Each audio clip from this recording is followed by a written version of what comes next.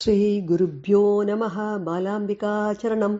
அடுத்த கோயில் நம்ம பார்க்க போகிறது இந்த சக்தி பீடத்தில் பவானிபூர் சக்தி பீட்டம். அது அவள் என்ன சொல்கிறா, பங்களாதேஷத்தில் இருக்குது. அதனால் they always spell as Bhawanipur. வாங்கிறது we they never pronounce correctly. So Bhawanipur Shakti Peeth Bangladesh. அது எங்கே இருக்குது அப்படின்னா, போக்ரான்னு Rajshahi division of Bangladesh, which is around 28 kilometers distance from the town of ஷேர்பூர்னு சொல்லப்படுகிறது. அந்த இடத்துல தான் அந்த பவானி மாதா டெம்பிள் இருக்குது, சக்தி பீட்டம் இருக்கிறது. இதில் என்னென்னா, அதில் தே சே தட் இந்த அம்பாளோட சத்தியோட அவளுடைய காலில் அணிந்த ஒரு ஆபரணம் விழுந்ததாக சொல்லப்படுகிறது. ஸோ அதனால் அந்த இடம் அதுக்கு சதி ஒரு ஆபரணம் விழுந்தாலும் அங்கம் விழுந்தாலும் நம்ம சொல்லியிருக்கோம் இல்லையா, அது சக்தி பீடமாக இருக்கும்னு. ஸோ ஹிந்து பில்கிரிம்ஸ் அவளோட நம்பிக்கை அது சக்தி பீடமாக கொண்டாடப்படுகிறது. இந்த கோவிலில் செவரல் நிறைய பேர் இதை புதுப்பிச்சிருக்கா இந்த கோயில்களை எல்லாம். அதில் ஒரு முக்கியமான கதை சொல்லப்படுகிறது, அது ரொம்ப இன்ட்ரெஸ்டிங்காக இருக்கும். இந்த கோவில்கிட்ட ஒரு சின்ன குளம் இருப்பதாக, அந்த குளத்துக்கு பேரே என்னவா, சங்கு வளை கோவில், சங்கு வளையல் குளம் என்ன பேராம்.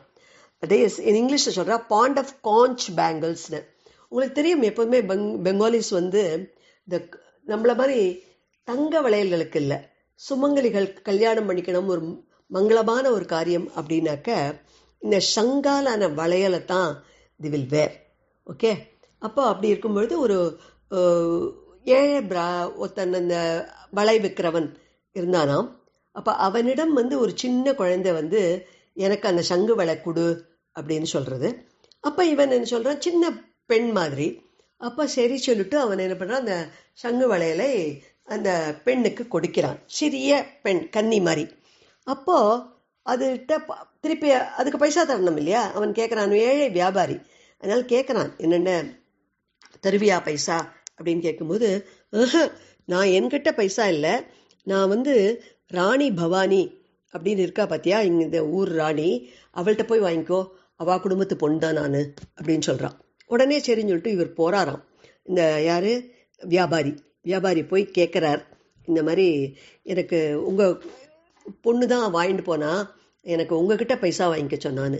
அப்படியே அவள் அதிர்ந்து போகிறாளாம், ஏன்னா அவளுக்கு அந்த மாதிரி குழந்தையே இல்லையாம். உடனே அவள் என்ன நினைக்கிறா, சரி இது என்ன நடக்கிறது நம்ம பார்க்கணுமே அப்படின்னு சொல்லிட்டு திரும்பி எந்த இடத்துல கேட்டா அப்படின்னா, அந்த இடத்த கூட்டின்னு காமிக்கிறா. அந்த இடத்துல பார்த்தா அந்த பொண்ணை காணும் அப்படின்னு சொன்ன உடனேயும் இவன் பொய் சொல்கிறானோ சொல்லிட்டு அப்படி நினச்சுட்டே இருக்கும்போது, அந்த எந்த குளத்து அடியில் இருந்து இவன் குளத்து கரைக்கு அருகில் இருந்து விற்று கொண்டிருந்தானோ அந்த குளத்திலிருந்தே அவனுக்கு பைசா கிடைக்கிறது. அது ராணிக்கு எதிர்த்தாப்புலேயே கிடைக்கிறது. ராணி பாடுறா, அப்படி அதிர்ந்து போய்ட்றான். உடனே அப்போ அவள் புரிஞ்சுட்டுட்டா, இவனும் புரிஞ்சுட்டான், வந்தது பவானி மாதா தான். அதே மாதிரி அவளும் புரிந்து கொண்டு விட்டாள், யார், ராணி. அந்த ராணி தான் இந்த சக்தி பீட்ட கோவிலையே ரொம்ப அழகாக கட்டப்பட்டதாக சொல்லப்படுது. இதான் அவளோட ஸ்தல வரலாறு அப்படிம்பாளே, அந்த மாதிரி.